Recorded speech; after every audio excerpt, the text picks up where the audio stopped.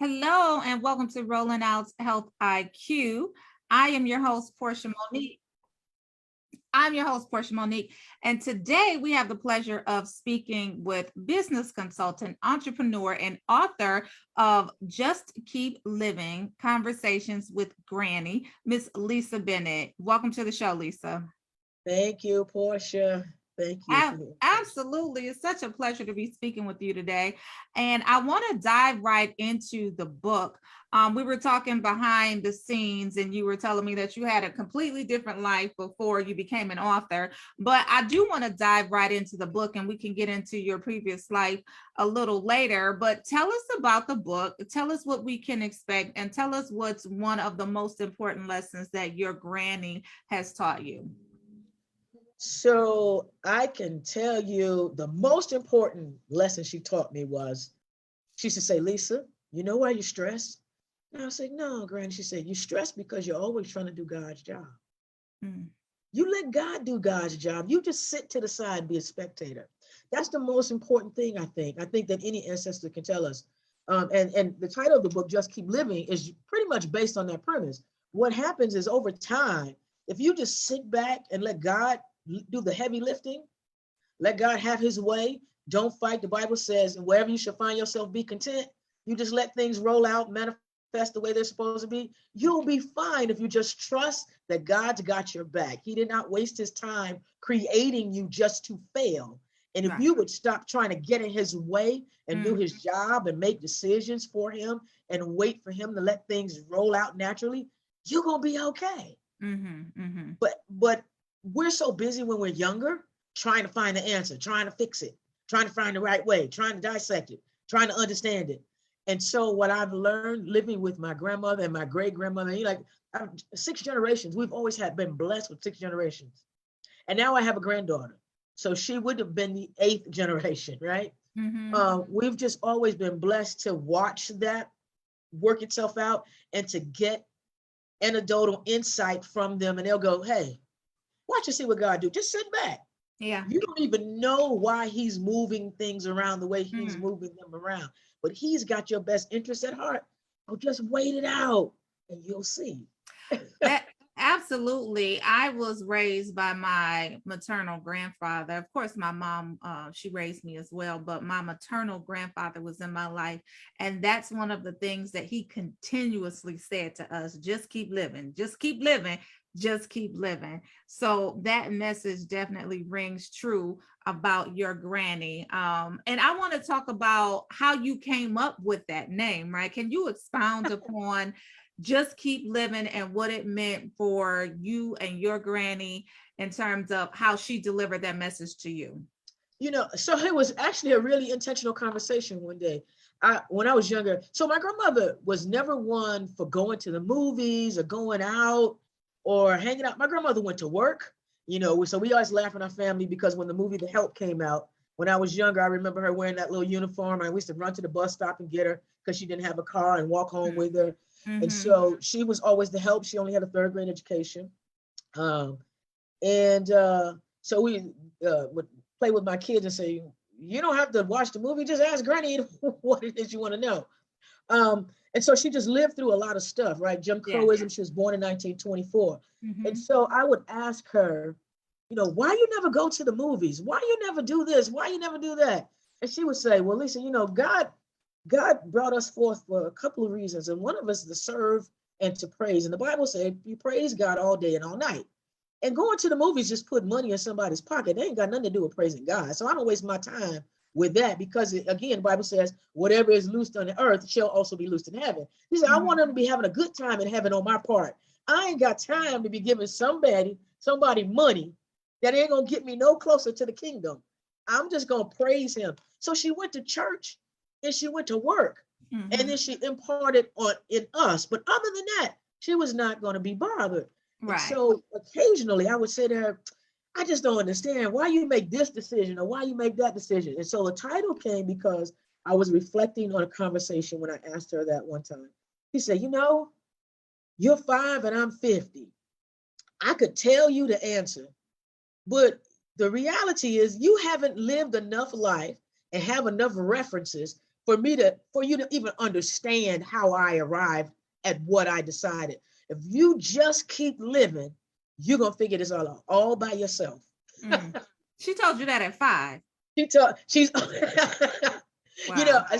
I was telling somebody one day she was I came home in sixth grade. I came home and I was really upset because this young man used the word to describe me that blew me away. He said it with such visceral Mm. and hatred. And what he said was, so I'm a member of the LGBTQ community, and I've been married to my wife. It'll be 22 years coming in August. Mm-hmm. And so at a very Congratulations. oh, thank you. You're At a welcome. very early age, I knew I was different. I just didn't know quite. I didn't see a lot of it. I was just like, he's cute, but I ain't feeling him. Not in those words, of course, back Right, right, then. right, right. I ain't feeling him like my cousins, and they going a little too far with this. He cute enough. I want to play football with him. Ah, I want to compete against him on the playground, but I don't want to uh-uh. kiss on him.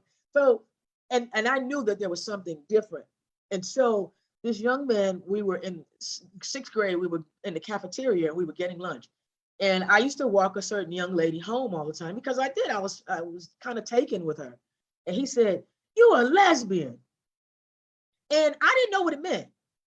But he said it with such hatred and such disgust that I Mhm. knew I was supposed to feel bad. Mhm. So I came home and my grandmother said, "What's wrong with you?" And I said, this boy called me a lesbian. Or I couldn't even say it well, right? Right. And she said, "Well, what is that?" I was like, "I don't know, but I'm supposed to It feel felt horrible." wrong. Right.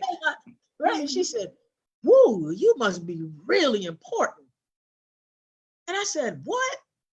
She said, "If he ain't got nothing to do but sit around and talk about what you are and give you new names, he ain't got nothing going on in his life. So we need to be so excited about the fact that he's got nothing going on, that you are that important. He needs to figure out stuff to talk about to entertain himself because his life is not good." And I was Wow. like, "Yeah, you're right, Granny, that's right." And ever since then, I mean, again, I was in the sixth grade. Right. She was awesome about taking a situation and flipping it, and you're like, "Yeah, I'm all in the bag of chips." She's like, Yeah. I said, "People talking about me." She said, "Woo, dang, the devil don't waste his time chasing people he already got. And people don't waste their time talking about something when ain't nothing going on. So, What girl, a way to respond to a sixth grader to make you view life in a completely different way. I think if I would have received some information like that in the sixth grade, it definitely would have had a profound impact on my life and made me see a different perspective. So kudos to Granny for just simply knowing how to navigate answers and give you what you needed at such an early age. I love that. yeah, yep, that's what she did. And that's what led even to the book was when when my mom died, and I was not expecting that. So sorry And to so hear they that. died out of succession. So in my family, like I told you, we usually have six generations. And so people live to be 100 years old. Granny's grandfather lived to be 110, 150, something old. And her mother was 100 years old, just under. I think my great grandmother was like 97 when she died. So we were accustomed to people dying between 93 and 100. Later in life, of Really course. before that, right? I can remember growing up having one or two cousins who were younger passing away due to some incident or something like that. But for the most part, people lived to be a really old age in our family. And so my Mhm. mother and her younger sister died out of succession. And it just Dang. blew us away, me in Right. particular. And so I How old was, were they if you don't mind me yeah, asking? sure. That just happened in 2016, Okay. 2015 and 16. Mm-hmm. And so I was in the throes of my career doing my thing, had children in college. We were vibing, we had our routine, we had our motion going on. And then this thing happened that completely threw me out of whack and out of orbit because I knew at some point I would have to bury my mother, but Yeah. not at 70 something, Right. 100 maybe, 107, but 70? Right. Right. No, no. And so Granny's wisdom, Granny looked at me. So what happened was I was living in New York at the time. And because of my mother getting sick, I had to move a little bit closer to kind of figure out what was going on. My mother was a healthcare provider, so she was not forthcoming about her own health because she knew that I would modify my entire life to be here to make sure she got everything she needed. Of And so course. she kept things from me for a while. Mm-hmm. But subsequently, long story short, she I came home. She passed away. My aunt passed away right at the end of 2015, and on Christmas of that year, my mother looked me straight in the face and she said, "I can't do this without my sister. I'm hurting too bad. I don't know how to do this without my sister." And Uh-huh. they were like what people call Irish twins, right? They were a year apart, but they were so incredibly close. And they had this routine when my mother and aunt, who was also in the medical uh, community, they would turn on the TV and watch. Shonda Rhimes, had 7 o'clock to 10 o'clock in Central Time locked up, right? So Right. on Thursday nights, they would get on the phone and they would talk through all three shows back to back. Uh, So uh, once my aunt passed away, my mother was starting to oh, go to bed at 6 o'clock and 6:30 and 5 o'clock because she mm, did not want 7 p.m. to come. oh, My aunt sorry to wasn't on hear the other that. end of the phone. Right. And so it was so hard to watch her do that. Mm-hmm. And she said, Christmas morning, she said, "I can't do this without my sister." And Mm. I was just like, I understand it's hard, just hold on, just hold on. Now, again, it was hard for the rest of us because we hadn't had, not that, older people, but my mother's younger sister was in her late 60s, early 70s too. We were like, Wow. that doesn't happen. Right. So 10 days later, my mother was gone Oh my gosh. on January 5th. And I go, what was going on? So Right. it was already difficult trying to recover from my aunt's passing, with it being again out of succession. And then my mother, less than 4 months later, and she Mm-hmm. said to us, "I can't do this anymore." Yeah. Yeah. So I had already moved here to try to figure out some of the stuff I was going to have to do.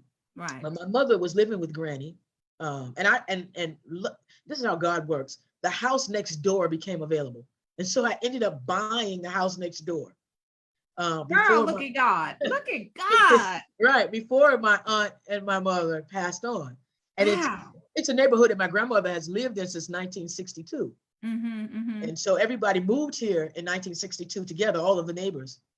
And so the family next door had decided their parents had passed away, and they decided they didn't want the house anymore. So I Mm-hmm. bought the house, and that gave me the ability to move in right next door. Yeah. So my mother was living with Granny, and when they passed, my aunt and my mom passed away, I needed to move in with Granny because at that time she was about 92 years old. I said, Mm-hmm. well, she can't live by herself. But I was in such grief from all of that happening because I went in, I didn't have time to grieve. I Yeah. went into, I've got to take care of this estate, I've got to do this. I went into project management mode. I've got to manage Also, all of right. this stuff. Mm-hmm. And at the Mm-hmm. time, I have 4 children, two of them off in college, two of them getting ready to graduate. I had moved from New York, moved into a new house, and in less than 4 months, moved from that house into Granny's house and taking a new job, and all of this Right. stuff was going Right. on. What we call external static around you, still trying to Mm-hmm. perform on my job. And so Granny looked at me and she just knew I was desperate. I Wait a was, minute. Granny was still alive? yeah, right. Yeah, Oh my yes, gosh. yeah. Okay. Okay. And so, Okay. yeah, that's the book. Granny says, Right. Right. "You're not okay. Hmm. You're not okay." Now, she, not being formally educated, not sure quite what to do about it. And, in our culture, we don't go to therapists. We go to the church house. We get, I almost say Right. they're pseudo therapists, but we Right. talk to Yeah. God, we go to the Right. pastor, Typically, we as a culture have turned to the church to help us right, through our trying times, thinking that the right, church was a therapist when in correct, fact it's not, and we really do need therapy. But yes. correct, Hmm. right. And so that's what she knew best. And so she did a few phone calls and prayer groups and all that kind of stuff to try to help me along. But she did, the book is a result of what she was making an effort to do every day to sort of keep me here. Yeah. Because it got to the point where I did attempt to take my own life because I was just Oh, overwhelmed. Oh, no, I'm sorry to And hear. just, I just wanted the pain to stop. Yeah, And yeah. I couldn't figure out how to make it stop. Mm-hmm. And so I made an attempt. My nephew found me. And when Granny came to the hospital, she said, "What is wrong with you? God ain't done with you yet. And if you Mm-hmm. leave here, who gonna take care of me anyway?" And I was, Right. this ain't about you. This is about That part. Right. Granny was right. me. Right. Uh-huh. But so she made it her business to turn at so instead of saying to me, "Are you all right today?" She would say, "Have you seen the news today?" Mm. For example, I don't understand why people, what's with an eclipse? Now, this is when everybody was junking, they want to see the eclipse and then making a big deal. What's with Yeah. the eclipse? You know, if God wanted us, she said, "Lisa, don't that make you blind or something if you look at it?" I said, "Well, yeah, if you stare at it too hard, you stare at it too long, too hard." She said, "I just don't understand why people always in a hurry to see stuff that God don't want them to look at. If he Oh, wanted you to look at it, he would have made it so it wouldn't make you blind." And I oh. said, "Well, Granny, it only happens every few years. And so people want to take the opportunity to just see, it may not ever happen again." She said, "Well, I think it's stupid." I said, "Well, okay." So she says, "Well, Lisa, the lady in the Bible who was leaving with Lot and Abraham, she only turned around and looked back once. She turned to salt." Right, right, right. It So has a I second was like, time. Right. point taken. Yeah. Yeah, yeah, yeah. Mm-hmm. And that was just, so she would engage me like that and say, "Think through this. Don't go out there and do something stupid that Right. God really don't want you to do." Because he told that lady, "Don't turn around." He said, when you leave Sodom and Gomorrah, keep going. Don't look back. Keep Why are going. you looking at stuff God don't want you to look at? Why you keep doing stuff God don't want you to do? Exactly. It's nothing but a bad outcome. She said, "Nothing but a bad outcome gonna come to that." Yeah, yeah. Now let's stay there with Granny, because I want to know some more stories about who she was and how she was unapologetic in her approach to helping you to navigate through life. So I mean, so she how she helped me. I mean, again, just those everyday things. I didn't think of that particular story that way, right? Um, this blew my mind. She was watching NBA Finals. Mm. James Harden at the time played for Houston, and Okay. he has the big Beer. on his Mhm. face. And she says, "I just don't understand. You mean them white folks?" 1924. Remember Jim Crow Listen, South. she was born in 1924. She has earned the right to say whatever she wants to And that say. was she. Okay. And we could be at the dinner table in a restaurant. She's like, "I'm so sick of white folks." Listen, unapologetic. I am here for it. 1924. Yes. Go She ahead. said, "Y'all still in slavery. Y'all so stupid. Them white folks don't give him enough money to get a shave." And I said, "Get a shave?" Now, again, no sense calculation of what an NBA player makes. And my Granny, the man making almost $6 million a year, some ungodly amount of money a year. He can afford to get a shave if he wants to. She said, "Just embarrassing. No dignified black man is walking around with all that hair, that mess on his face, representing us." And her mind, he's supposed to look like Barack Obama. Right. Supposed to be clean cut. Because again, 1924, a black man of wealth is manicured, got on a suit, got on, that's, and no way would you have a big beard like that. He's like, nah, Exactly. walking around with a woman's vagina on his face looking a mess. And I was like, don't they give him enough money to get a shave? And I said, Oh. "Granny, he's not a slave." She said, "Yes, he is." And I said, "How do you figure the man making X amount of $1 million a year?" She said, "Yes. So you think he make a lot of money?" I said, "Yeah." She said, "Well, how much?" She said, "Who on the team? White man or black man?" "White man." "How much he make?" "Just like we only made 2 cents per piece of cotton compared to what the white man made when we picked it. He only making 2 cents for every one of them balls that go through that hoop. He's still a slave. Y'all so stupid Okay. that y'all ain't got with it yet. That's why you keep getting tricked." Oh. Oh. I So love it. The I was candor. like, Listen. this old lady, man. So Yeah. I'm gonna give you this last one, and it's about color too. I had some college friends come to visit. They had never Taste of Chicago is really big, and they had said for years, "We want to come and go to Taste of Chicago." And we live in Mm-hmm. Northwest Indiana, so not very far from downtown Chicago. Mm-hmm. And I said to my friends, "Come on, my mom, I got the house here now. We can come, y'all can come and stay, and we'll just go." So I've got some college friends here, and one of them happens to be Caucasian. And so that morning, I know that my friend is in the kitchen and she's getting coffee or something. And she says to Granny, and Granny refers to as her white grandchild, my white grandchild. And she says, she says, "Granny, you want some tea or coffee?" She said, "Yeah, bring me something and some toast or whatever." So she takes it to her. They have a conversation. Melissa goes about her business. A little while later, Granny's like, "Hey, Melissa, come and do this." After some hours, I'm going, "Why you keep calling her? And all of these people are sitting here." And she said, "Well, I waited on white folks all my life. Granny. I ain't never had a white girl bring me nothing just because I told her to. So I'm enjoying myself." Coming. Oh my gosh. Granny was like, listen, it's my turn because I've done it for years. So come on, Melissa, do this right. Right. So So just an funny. appreciation for her experiences in life. Yeah. And a lot of times I just sit and listen to the stories and the wisdom. She, Yeah. before they made the Mahalia Jackson story, and all of that, I knew those stories because she was like, "I'm gonna tell you, that ain't even true. They ain't telling y'all the truth. That's not how it happened. I was there and watched it.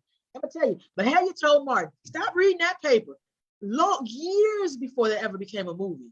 And I Uh-huh. used to say that to people, and they'd be like, "How you know?" I was like, "My grandmother told me she was there." Right. Right. Right. So Mm-mm. she was I just love able it. to give us some advantages, I guess, in, Yeah. in Yeah. shaping how Yeah. we looked at life.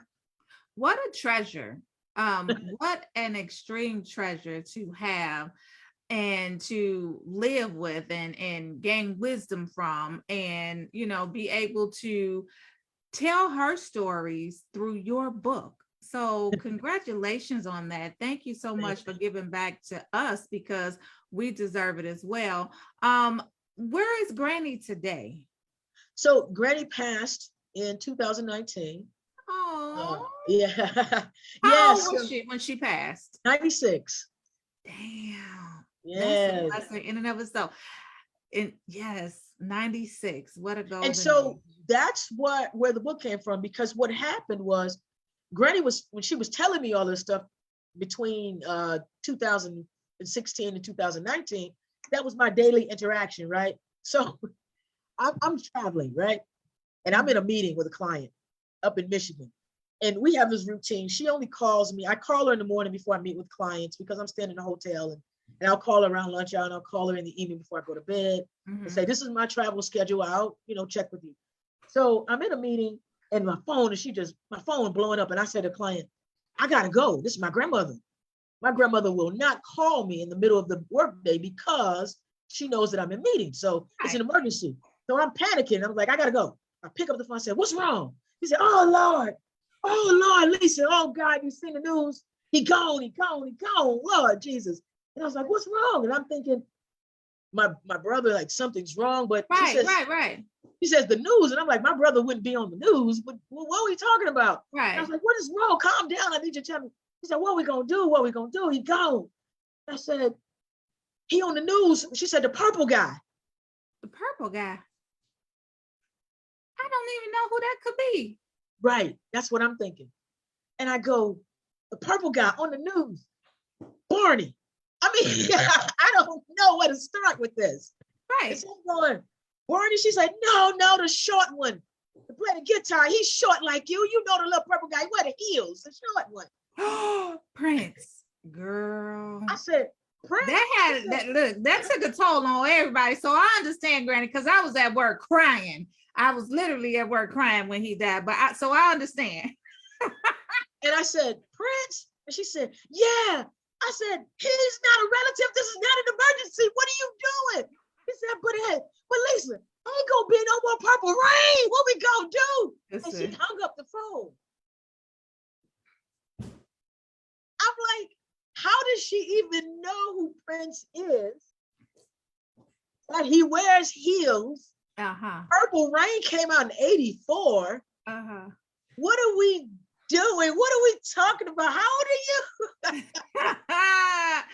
I feel her, Lisa, because that took a toll on a lot of people. I mean, you know, Prince was a devastating loss for our community, our culture. So I feel her. That was definitely an emergency. Okay. I said, I'm gonna thrash you. I'm gonna thrash you, so help me. But so she kept me engaged like that all the time. Yeah. But when she passed away, all that stopped. And so that was giving me the zeal, the fire to go ahead and to continue to live beyond my mother's passing and to sort of heal from that. But remember, I went from working to caretaking to now all this stuff. So I still hadn't had time to process it. But once Granny died, now I had to process my mother, all of it, and all of it at one time.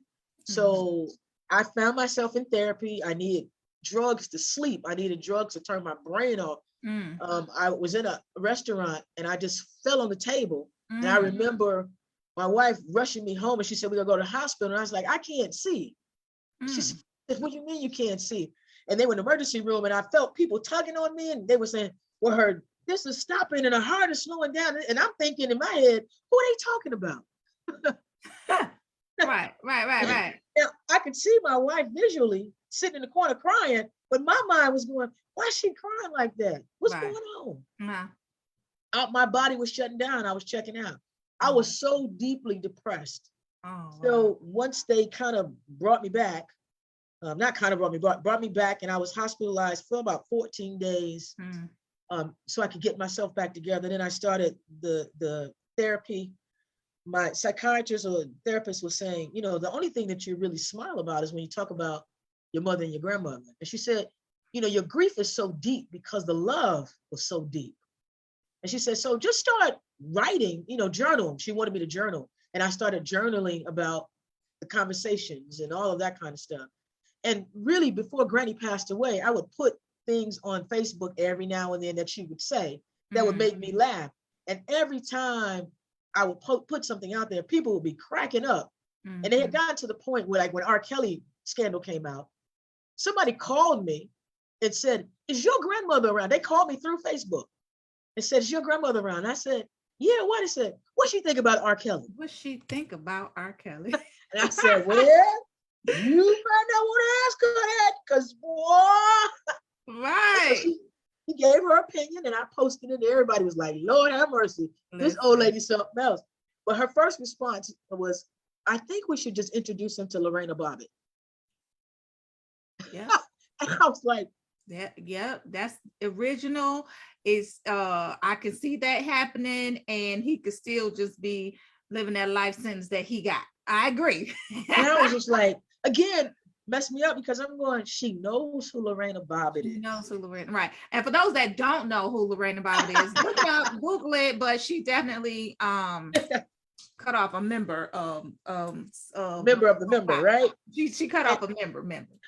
And so she says, we should introduce him to Lorena Bobbitt. She said, or we could strap him down to a gurney and shove a pencil up his pee hole, because he needs to understand how little girls feel when he does that and robs them of their innocence.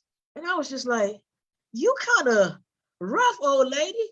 Well, just a little bit, because I ain't never heard that. Okay. And her last piece to that was, we should, she said, and I said, well, somebody had asked, well, whose fault is it, Granny? And she said, it's the parents' fault. She said, let me ask you something. She said, when you were side of the parents?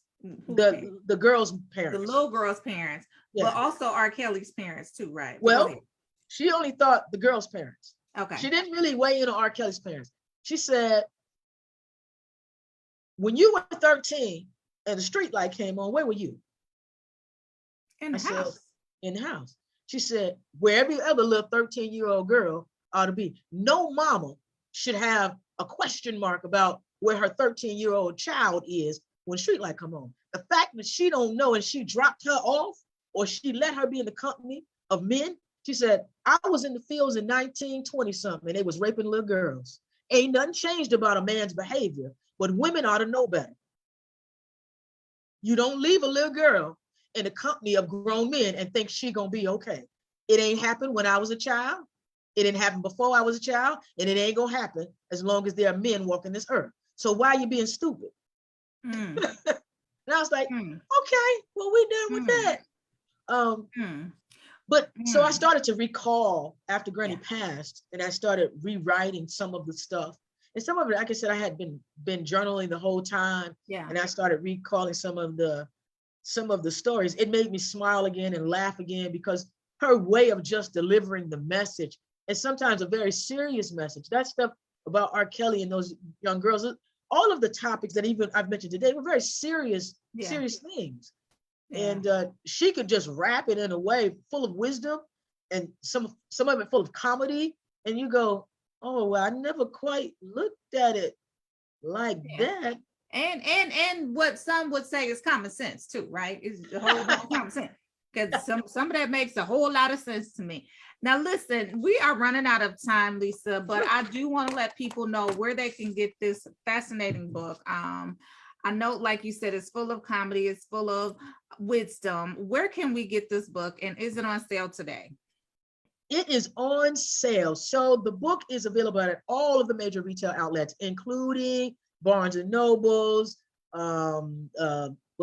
Amazon, Walmart even has it. Okay. Any major bookstore outlet. If you Google it, it's gonna pop right up, I promise you. You can also, now I will tell you this, last time I checked, when somebody called me, Amazon was like 3 weeks back order. So if you go to justkeeplivingthebook.com, it comes right from the distributor. You'll probably get it in 3 to 4 days. So if you want to order it directly through the distributor there, there's a retail link to work with the distributor directly. But again, it's available all over the place. We've got some plans that I will say, because one of the things that's good for mental health and therapy is to color. And so we've got plans to bring out a coloring book and an audio book to go with the probably going to be a series. Okay. Well, I love it. So again, the name of the book is Just Keep Living. Just keep living Conversations with Granny. I'm trying to bring up the website so that they can see where they can go and get this book. You'll probably be able to get it a lot quicker than you will if you order it somewhere else. But here is Grandma. Her name, what's Grandma's name? Jessie Wilson. Jessie Wilson, yes. Jessie Wilson. Look at Grandma. I love it, love it, love it. Just Keep Living Conversations with Granny. Website is justkeeplivingthebook.com. And where can people follow you on social media as well? So right there, you see, you scroll right back up for me. All of my social media handles are right there. But you can find me on Google too. I am indexed all over the place. All right, we love it. And we see where we can find all of these books at as well. But the easiest way is to go to justkeeplivingthebook.com. Order your copy today. Get ready to laugh, get ready to gain some wisdom, and get ready to hear some hard truth, because Granny didn't play. She gave it to you like it was. So great, no chaser, no lube sometimes. I love it. Well, thank you so much, Lisa. It's been a pleasure speaking with you on behalf of Rolling Out Health IQ. Again, I am your host, Portia Monique, and y'all go out, get the book, follow Lisa, and also purchase the book and follow what we know to be some good, hard truth comedy, as well as wisdom from Grandma Jessie. We love it. Thank you so much. Thank you.